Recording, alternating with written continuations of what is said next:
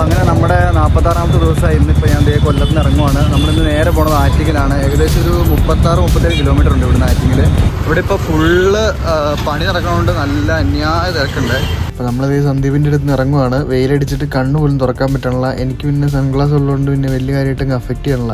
അവൻ്റെ മോന്തലേക്ക് നോക്കിയാൽ മനസ്സിലാവും. ഇവിടെ നമ്മുടെ ലെഫ്റ്റ് സൈഡ് നോക്കുവാണെങ്കിൽ കുറച്ച് രഥങ്ങളൊക്കെ കിടപ്പുണ്ട്. അവിടെ അത് കൃഷ്ണൻ തെളിയിക്കുന്ന പേരിൽ നിൽക്കുന്ന അർജുനൻ, ഇവിടെ ശിവനും പാർവതിയൊക്കെ, അങ്ങനെ കുറേ ഉണ്ട്. ഇത് ആരും കാണാൻ പറ്റില്ല. അങ്ങനെ കുറേ ഉണ്ട് കേട്ടോ. എന്താ എനിക്ക് തോന്നുന്നു അമ്പലത്തിലെ പരിപാടിക്കൊക്കെ ഇതുപോലെ റോട്ടിൽ കൂടെ കൊണ്ടുപോകുന്ന പരിപാടിക്കായിട്ടായിരിക്കും ഇവിടെ നിന്നാണ് എടുക്കുന്നത്. ഇതിൻ്റെ കുറേ ഐറ്റംസ് ഉണ്ട്. എന്തോ ഹൈഡ്രോളിക് 3D എന്തോ സംഭവമാണ്. ഏഷ്യയിലെ ഏറ്റവും വലിയ ഹൈഡ്രോളിക് 3D ഉത്സവ ഫ്ലോട്ടുകൾ. നമ്മുടെ ലെഫ്റ്റ് സൈഡിലൊരു ആനനെ വെച്ചിട്ടുണ്ട്, 3-4 ടയറൊക്കെ ആയിട്ട്. പിന്നെ അവിടെ നോക്കുവാണെങ്കിൽ ഒരു ആമ, ഇവിടെ അയ്യപ്പൻ, അവിടെ ദേവി, അങ്ങനെ കുറേ ആൾക്കാരുണ്ട്. ഇപ്പോൾ നമ്മുടെ ലെഫ്റ്റ് നോക്കുവാണെങ്കിൽ ട്രാവൻകൂർ മെഡ് സിറ്റിയാണ്. അപ്പം അങ്ങനെ നമ്മൾ നടന്നു വരാൻ നേരത്ത് ഇതേ ലെഫ്റ്റ് സൈഡിൽ ഒരു അറേബ്യൻ ടീ എന്ന് പറഞ്ഞ ചായ ഉണ്ട്. അവിടെ കുറേ വെറൈറ്റി ചായകൾ മാത്രമേ ഉള്ളൂ.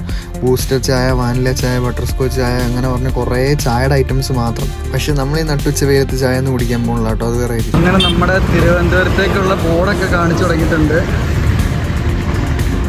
അങ്ങനെ നമുക്ക് തിരുവനന്തപുരത്തേക്ക് ഇനി വെറും 58 കിലോമീറ്റർ. ഇപ്പോൾ ഓൾറെഡി നമ്മളൊരു 700 കിലോമീറ്റർ കവർ ചെയ്തിട്ടുണ്ട്. അപ്പോൾ ഇവിടുന്ന് പ്രോപ്പർ തിരുവനന്തപുരത്തേക്കാണ് 58 കിലോമീറ്റർ.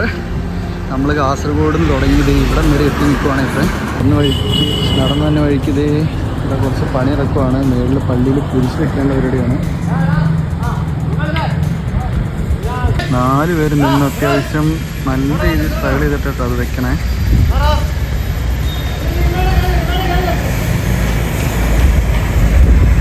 ചേട്ടൻ അവിടെ കിടന്ന് കഷ്ടപ്പെടുവാണ്. സ്റ്റക്കായോന്ന് ഡൗട്ടുണ്ട്. അതിനിടയ്ക്ക് കുറേ നേരമായി അവിടെ നിൽക്കാൻ തുടങ്ങിയിട്ട്. ആവശ്യമില്ലാത്ത പരിപാടി കാണിക്കാൻ പോയി കഴിഞ്ഞിട്ടായിരിക്കും അവസ്ഥ. വലിയ കാര്യം കാണിച്ച് മതിലൊക്കെ ചാടി ഹെൽപ്പ് ചെയ്യാൻ വന്നാൽ പുള്ളി പോണ പോക്ക് പോയി. അത്രയും നേരം ഇതിനിടയ്ക്ക് കിടന്നാണ് പുള്ളി. നല്ല മനുഷ്യൻ.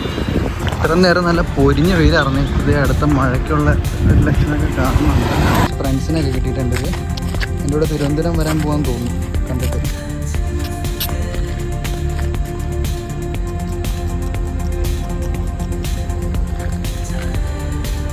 അത്യാവശ്യം നല്ല ലേറ്റ് ആയിട്ടുണ്ട്. ഇപ്പോൾ തന്നെ സമയം 8:30 ആയിട്ടുണ്ട്.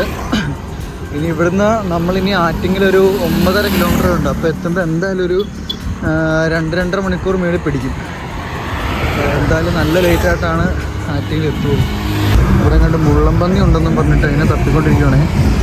പക്ഷേ സാധനത്തിനെ കാണാനില്ല. അങ്ങോട്ടങ്ങാണ്ട് കയറിയത് പുള്ളിയാണ് പറഞ്ഞത് മുള്ളംപന്നി ഉണ്ടെന്ന്. ഇല്ലല്ലേ?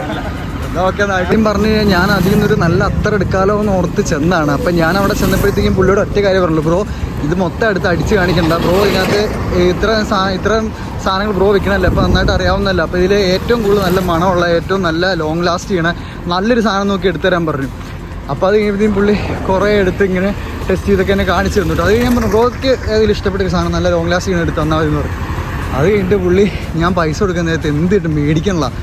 അപ്പോൾ എന്നോട് എവിടെ നിന്നാണ് വന്നതെന്ന് ചോദിച്ചു. അപ്പോൾ ഞാൻ പറഞ്ഞു ഇങ്ങനെ കാസർഗോഡ് നടന്നിട്ടാണ് തന്നെ. അപ്പോൾ പുള്ളി എന്നൊക്കെ ഇങ്ങനെ ചിരിച്ചോണ്ട് പറഞ്ഞു. അതായത് പുള്ളിനെ കളിയാക്കണമെന്ന് ആദ്യം വിചാരിച്ചേ. അപ്പോൾ അത് ഞാൻ മാപ്പ് കണ്ടപ്പോഴത്തേക്കും പുള്ളിക്ക് മനസ്സിലായി.